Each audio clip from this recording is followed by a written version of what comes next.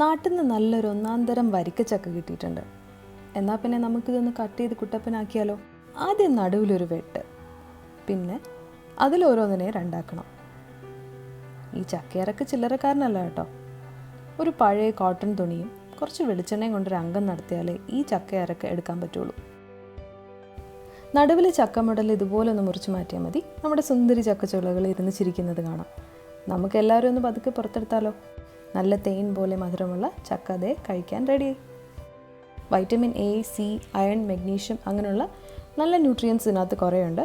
പക്ഷേ ഇതിനകത്ത് നല്ലോണം ഷുഗറിൻ്റെ കണ്ടൻ്റ് ഉണ്ട്. അതുപോലെ നല്ലോണം ഫൈബറും ഉള്ളത് കാരണം ദഹിക്കാനും ഒരുപാട് സമയമെടുക്കും. അതുകൊണ്ട് കഴിക്കുമ്പോൾ നോക്കി കഴിക്കണേ, അല്ലേ പണി കിട്ടും.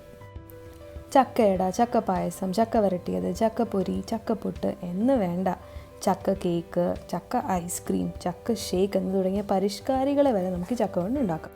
അപ്പോൾ ഇനി വരുന്ന വ്ളോഗിലൊക്കെ നമുക്ക് പുതിയ ചക്ക വിഭവങ്ങളുമായിട്ട് കാണാം. ബൈ.